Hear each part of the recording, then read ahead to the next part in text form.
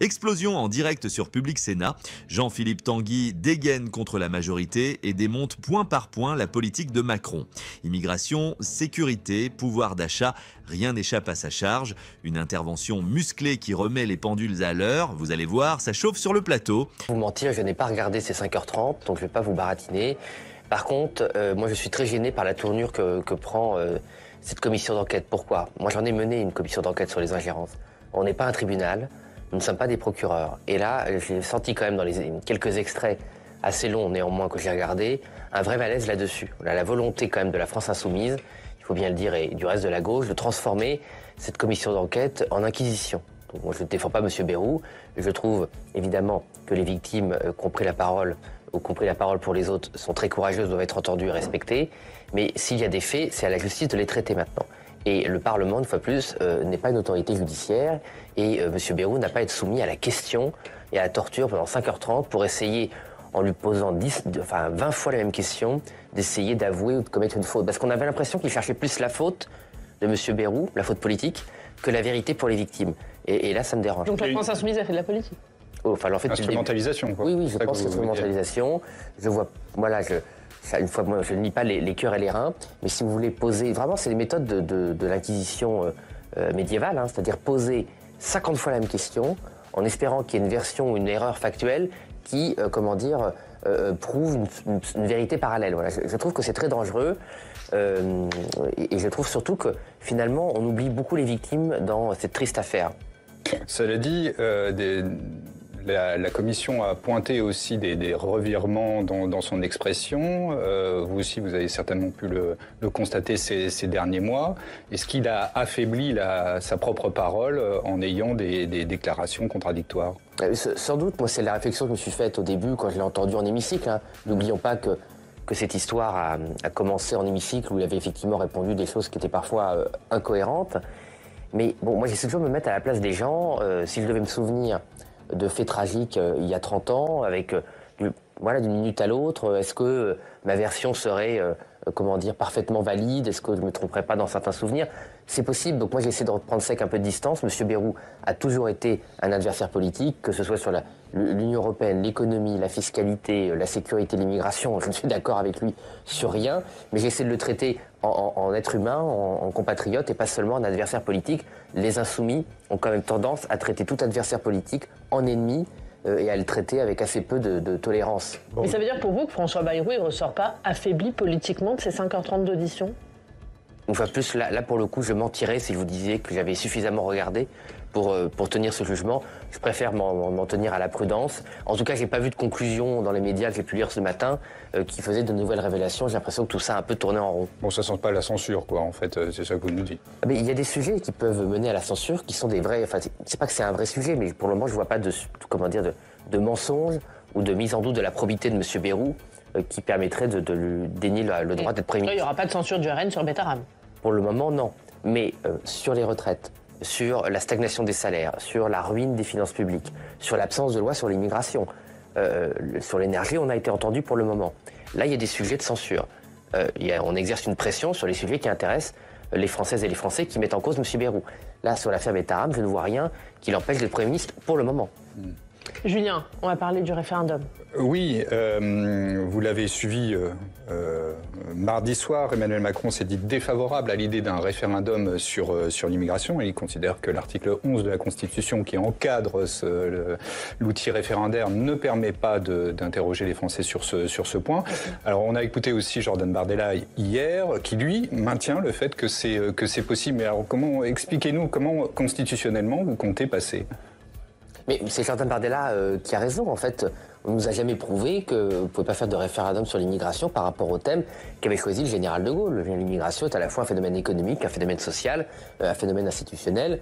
Il n'y a aucune difficulté. Enfin, tout ça, en fait, ce sont des gens. Et d'ailleurs, quand on tire un peu la ficelle, on a la pelote de gens qui ne veulent pas, en fait, consulter les Français sur l'immigration. D'ailleurs, Emmanuel Macron a vendu le poteau rose en disant « je vois pas le sujet ». Bah, écoutez, quels que soient les partis pour lesquels votent les Français, nos compatriotes, dans tous les sondages, voient le sujet et souhaiteraient largement... Voient le sujet, mais quelle question? Il y a d'autres sujets, on n'est pas des obsédés de l'immigration. On pourrait faire un référendum sur les retraites, on pourrait faire des référendums sur d'autres sujets, sur la fin de vie.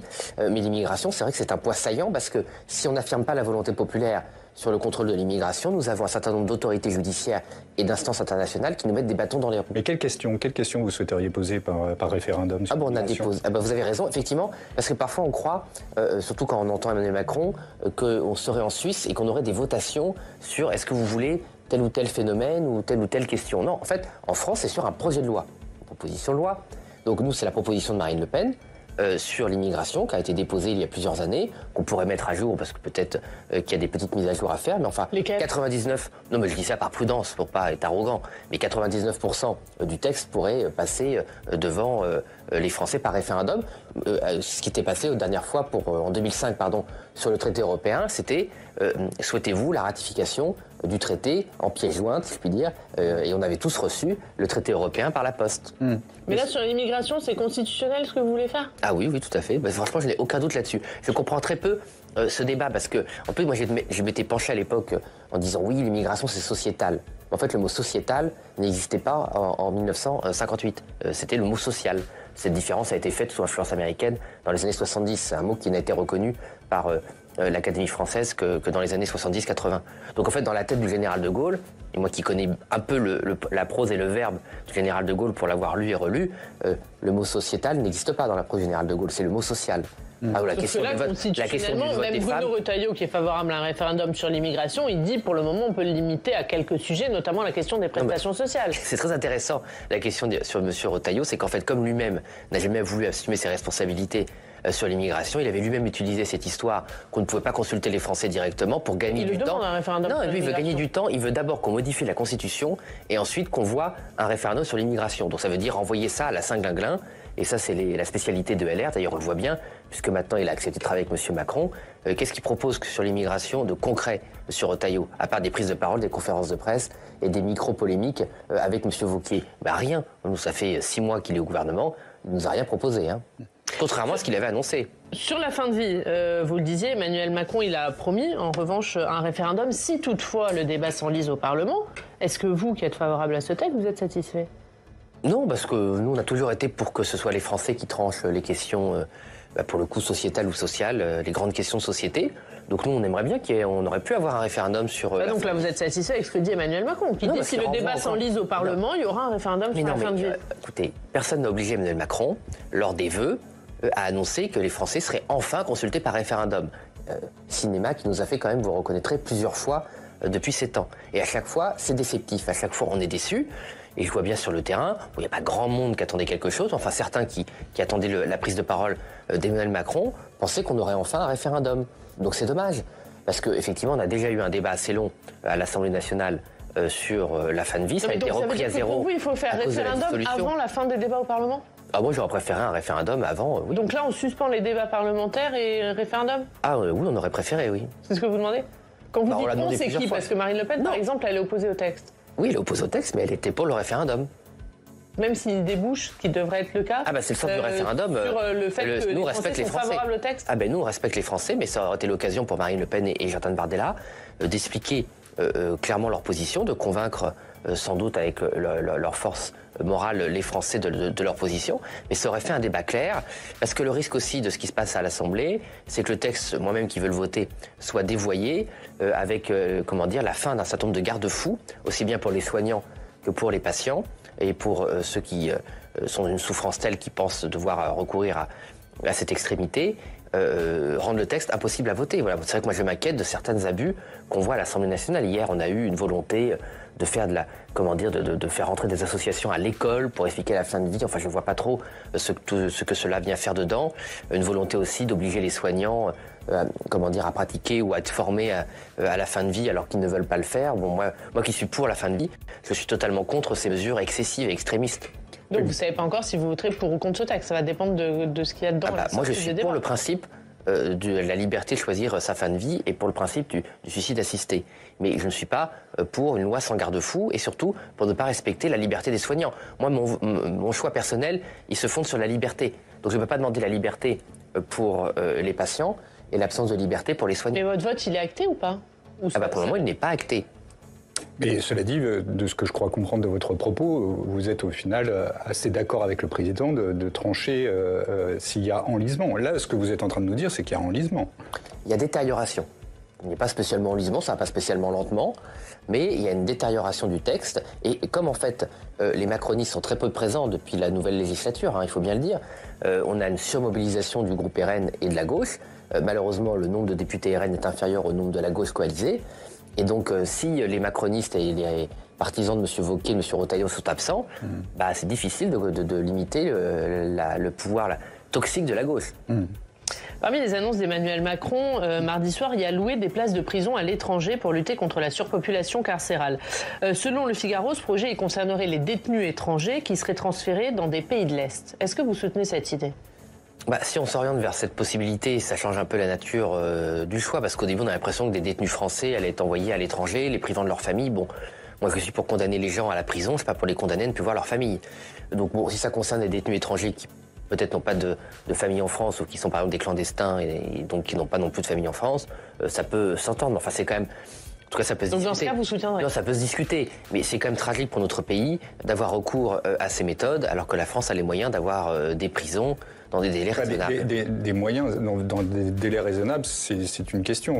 Gérald Darmanin citait le calendrier de 7 ans pour construire une prison de façon générale. Donc on va dire que si on veut résoudre plus rapidement la surpopulation carcérale qui est dramatique dans ce pays, est-ce que ça vaut pas le coup quand même d'étudier des solutions alternatives ?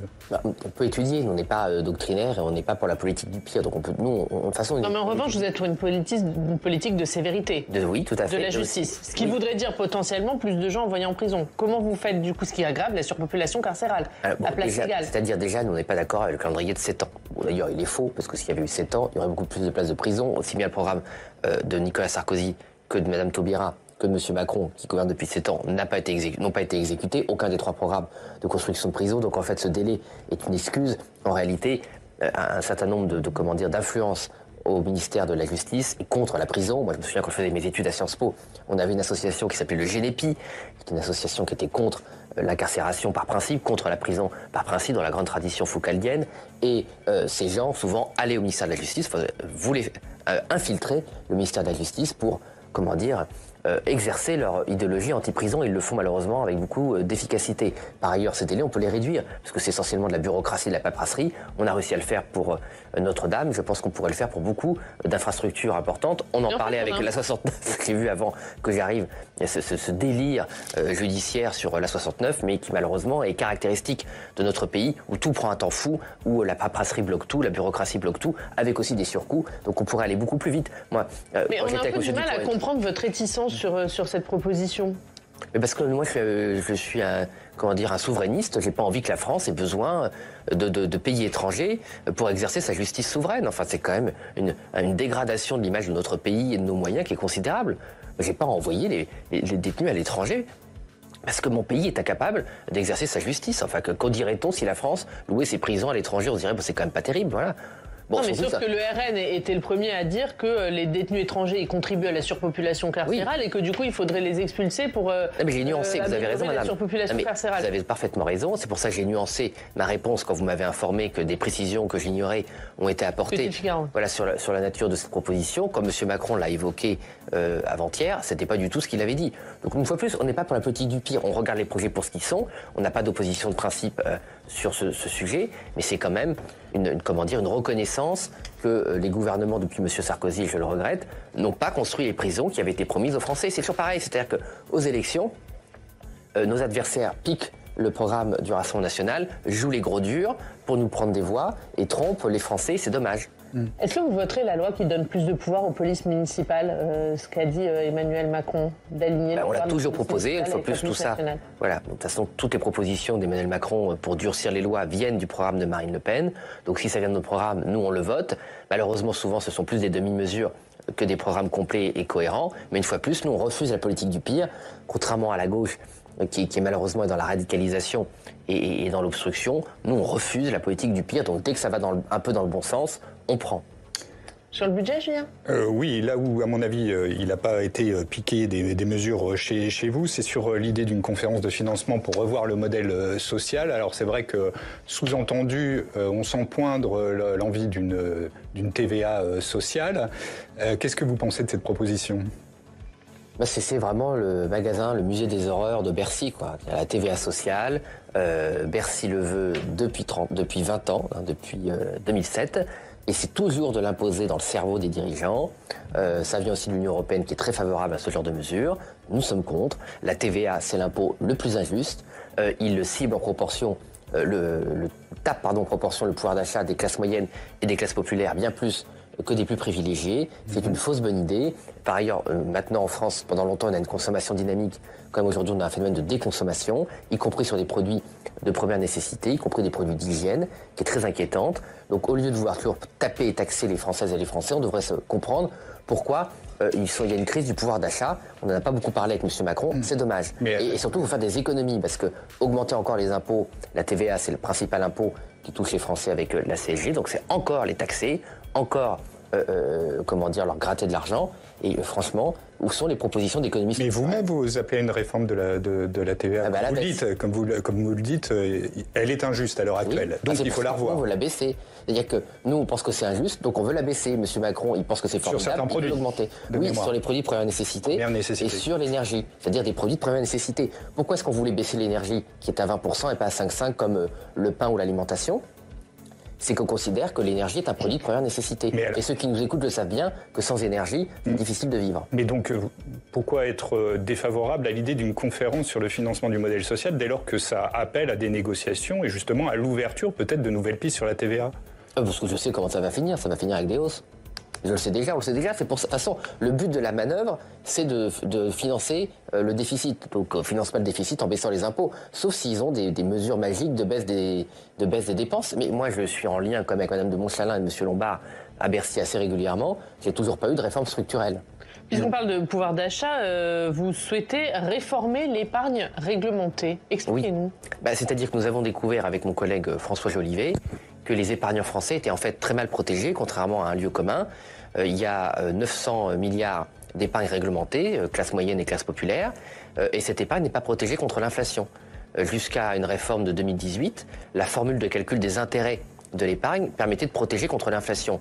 Un certain nombre de grandes banques ont voulu avoir accès à ce produit. Comme par hasard, je n'ai pas réussi à le prouver, enfin le hasard fait bien les choses pour les banques, la formule de calcul des intérêts a changé suite à l'ouverture du livret A et du livret de développement durable aux banques commerciales, et donc l'épargne n'est plus protégée. Donc c'est quand même, pour les années 2021 à 2023, c'est quand même 300 milliards de pouvoir d'achat qui a disparu dans la nature parce que cette épargne n'est pas protégée contre l'inflation. Mais comment? Ça veut dire que les Français qui épargnent, ils perdent? C'est-à-dire que facialement, c'est un phénomène un peu compliqué pour les profanes de la finance, facialement votre épargne elle est protégée. Si vous mettez 1 000 € en 2021, vous avez toujours 1 000 €.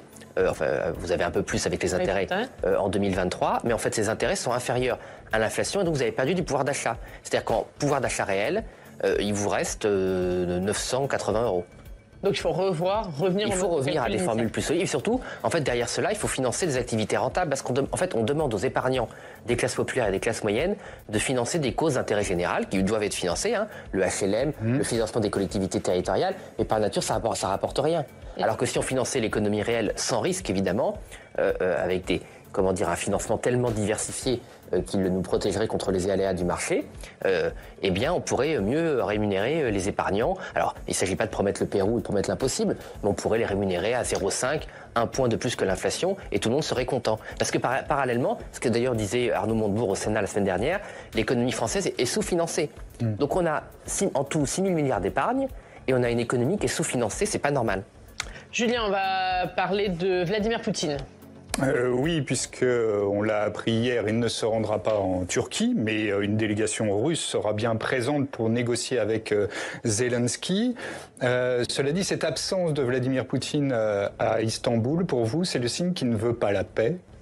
Oui, je regrette cette absence. Est-ce que c'est le signe qu'il ne veut pas la paix? On verra ce que dit la délégation russe. Moi, je ne suis pas Je ne souhaite pas l'être dans la tête des dirigeants. Vladimir Poutine, ça a peu de chances d'aboutir, ces négociations, non? Vous êtes quand même il y a des optimiste? négociations dans l'histoire de la diplomatie. Il y a beaucoup de négociations qui ont abouti, en tout cas qui ont progressé. Vous êtes optimiste? Non, je ne suis pas spécialement optimiste. En tout cas, ce qui est sûr, c'est qu'une fois de plus, l'Union européenne n'arrive pas à gérer la paix et la diplomatie sur son propre sol. On oublie de le déléguer ici à Riyad, en Arabie Saoudite, ou là, à Istanbul, en Turquie. C'est la deuxième fois que cela arrive. Parfois aussi, la Chine a plus d'influence que les pays de l'Union européenne. C'est quand même triste d'en arriver là. Et que l'agitation de M. Macron, et je le regrette pour mon pays, ne semble pas fonctionner pour faire progresser la paix. J'ai été très troublé. Vous êtes quand même dur avec un président qui a quand même servi à relier le président Donald Trump et puis le président ukrainien. C'est quand même lui qui a servi aussi de liaison. Oui, c'est ce qu'il dit. Pour le moment, je n'ai pas de fait qui prouve la communication du président de la République. Mais si ça a été le cas, tant mieux. Moi, une fois de plus, pour mon pays et pour la paix, je ne souhaite que le meilleur, ou en tout cas le moins pire. Mais ce que je veux dire par là, par contre, c'est que les mots, enfin les discours tenus par Emmanuel Macron lors de son interview sur TF1 étaient mot pour mot la reprise des positions de Marine Le Pen au Parlement. Par exemple, au détour d'une phrase, il a annoncé que l'Ukraine ne rentrerait pas dans l'OTAN. Changement de position de gouvernement majeur que nous avions depuis le début avec Marine Le Pen et qui nous a quand même valu des insultes, des accusations d'ingérence et d'intelligence avec l'ennemi complètement farfelues et diffamatoires depuis 3 ans. Et c'est pour ça que je vous rappelle que le Rassemblement national n'a pas pu voter les motions de soutien du Parlement à l'Ukraine, qu'on a dû s'abstenir, parce que dedans, il y avait l'entrée de l'Ukraine dans l'OTAN. Donc ça fait 3 ans que les macronistes, une certaine gauche, une certaine droite, nous gonflent et nous mentent, et mentent surtout aux Français, en disant il faut que l'Ukraine rentre dans l'OTAN. Et comme le Rassemblement national ne veut pas que l'Ukraine rentre dans l'OTAN, ce sont des méchants poutinistes. Et en fait, M. Macron, au détour d'une phrase, vient de rejoindre notre position, qui n'était pas une position poutiniste, qui était la position de Jacques Chirac et la position de la diplomatie française en permanence, sauf depuis M. Hollande. Donc tout ça est quand même bien triste, et c'est beaucoup de temps perdu pour la France. Emmanuel Macron qui a également parlé de la situation à Gaza, disant que ce n'est pas son rôle d'employer le terme de génocide, mais celui des historiens. Il qualifie de drame la situation et de honte la politique de Benyamin Netanyahou. Il a employé les bons mots selon vous? Non, il n'a pas du tout employé les bons mots et il change de mots selon ses interlocuteurs.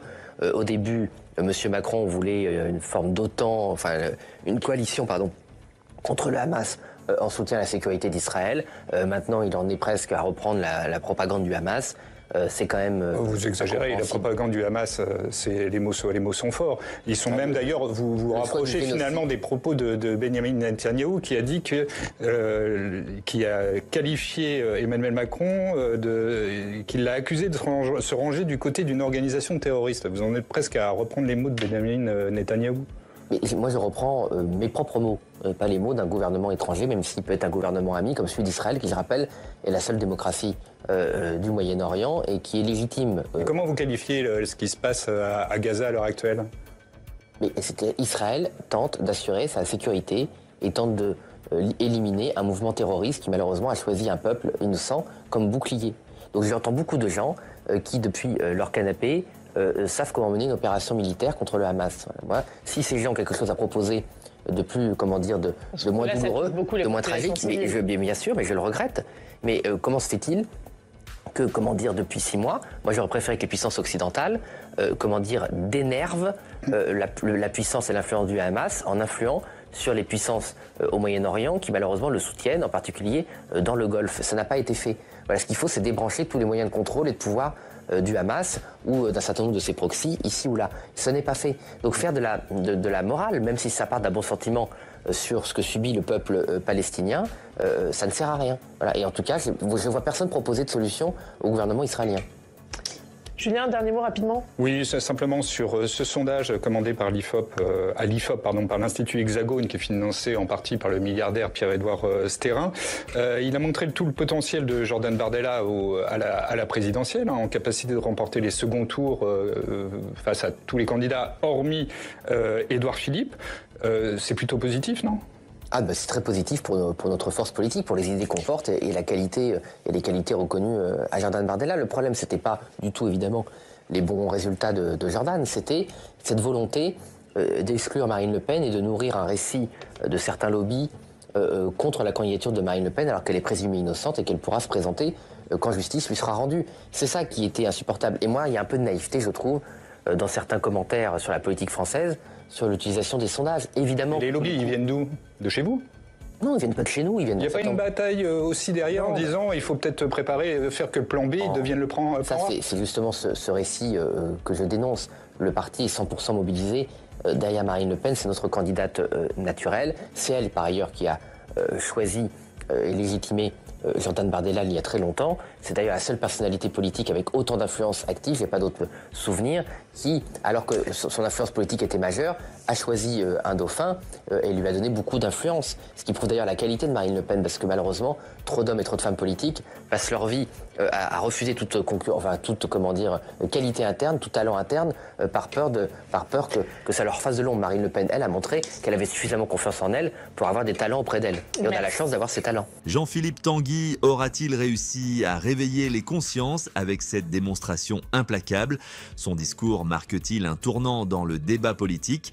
Dites-le nous en commentaire et surtout abonnez-vous pour ne rien rater des prochaines confrontations à haut voltage sur nos plateaux politiques.